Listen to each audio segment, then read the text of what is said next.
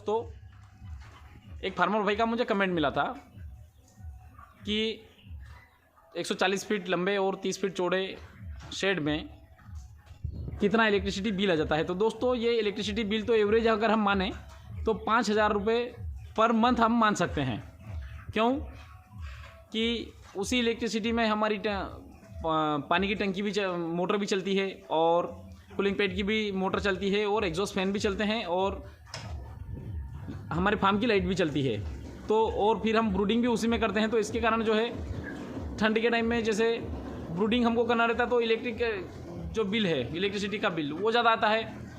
और फैन कम चलते हैं, कूलिंग पैड की मोटर नहीं चलती, किंतु जो हीटर जो हम लगाते हैं वो भी 1-1 किलोवाट के रहते हैं, तो उसके कारण भी बिल ज़्यादा आ जाता है। और गर्मी के दिनों में हीटिंग की हमको ज़रूरत नहीं होती, तो हमारे कूलिंग पैड और एग्जॉस्ट फैन चलते हैं, तो उसके कारण जो है इलेक्ट्रिसिटी बिल जो है लगभग एवरेज 5,000 के आसपास आ ही जाता है। 2 फैन और एक कूलिंग के पैड की मोटर और एक पानी की टंकी के लिए मोटर और करीब 25 LED। तो इनका जो एवरेज बिल आप 5,000 रुपये पर मंथ मान सकते हो। किंतु दोस्तों, इलेक्ट्रिसिटी जो बिल है वो 2-3 चीज़ों पर भी निर्भर करता है। ऐसा नहीं है कि आपने जो है मैंने बता दिया कि 5,000 रुपये आना चाहिए। आप मान लो कि आपके फार्म का बिल 7,000 रुपये, आप बोलेंगे 5,000 रुपये आता, ये 7,000 रुपये कैसे आ गया। दोस्तों, ये 2-3 बातों पर डिपेंड करता है। जैसे कि फार्म की पैकिंग, आपके फार्म की पैकिंग जितनी अच्छी रहेगी आपका जो है इलेक्ट्रिसिटी बिल उतना कम आएगा, क्योंकि एयर लीकेज कम रहेगा। उसके कारण जो है टेम्परेचर जो है वो मैनेज रहेगा, टेम्परेचर मैनेज रहेगा, तो कम पंखे चलेंगे, स्वाभाविक सी बात है बिल कम आएगा। अब एरिया टेम्परेचर, दूसरा पॉइंट आता है एरिया टेम्परेचर। अब आपके एरिया में टेम्परेचर कैसा है। जैसे कि हम निमाड़ क्षेत्र से बिलोंग करते हैं, मध्य प्रदेश के निमाड़ क्षेत्र से, तो हमारे यहाँ पे जो टेम्परेचर हाईएस्ट जो है 47-48 डिग्री तक चले जाता है। मतलब हमारे एरिया का टेम्परेचर बहुत ज़्यादा है। तो स्वाभाविक सी बात है, अगर बाहर का टेम्परेचर जितना ज़्यादा रहेगा तो हमको उतना जो है काम करना पड़ेगा फार्म के अंदर। जैसे कि एग्जॉस्ट फैन और कूलिंग पैड ज़्यादा चलाना पड़ेगा, तो उसके कारण भी जो है इलेक्ट्रिसिटी बिल के ऊपर वेरिएशन आ जाता है। और फार्म डेंसिटी, फार्म के अंदर आपने जो बर्ड जो प्लेस किया है उसकी फार्म की डेंसिटी के हिसाब से भी आपके फैन और कूलिंग पैड चलते हैं और बंद होते हैं। अगर फार्म में ज़्यादा बच्चे रहेंगे, स्वाभाविक सी बात है ज़्यादा हीट होगी, और ज़्यादा हीट होगी तो पंखे को ज़्यादा काम करना पड़ेगा। तो दोस्तों, ऐसा रहता है कि फार्म डेंसिटी, फार्म पैकिंग और एरिया टेम्परेचर के ऊपर भी इलेक्ट्रिसिटी बिल का इफेक्ट रहता है। इसी साथ में दोस्तों हम देखते हैं कि एक 4200 स्क्वायर फीट के शेड में डीजल की कॉस्टिंग कितने आ जाती है। दोस्तों, अभी तक जो मैंने 2 बैच निकाले, तो दोनों बैच में जो है मुझे डीजल का खर्चा तो लगभग 1,000 से ऊपर नहीं आया, बट हम 1,000 हम मान सकते हैं उसको।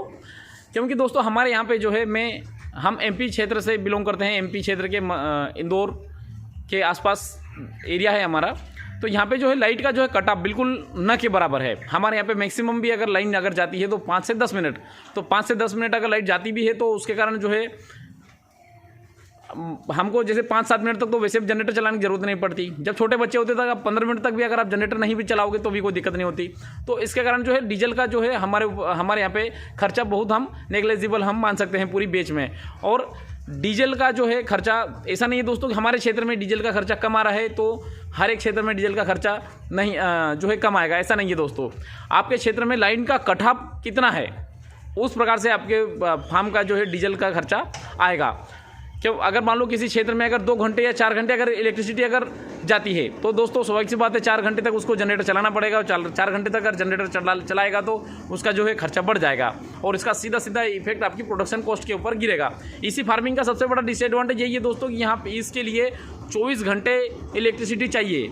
अगर हम अदर सोर्स से अगर हम सोचेंगे कि हम जनरेटर से जो है फैन को रन कर दें और इसी फार्मिंग के लिए दोस्तों इसकी प्रोडक्शन कॉस्ट बढ़ जाएगी और फिर हम सोचेंगे अरे यार इससे अच्छा हम ओपन फार्मिंग ही ठीक थे।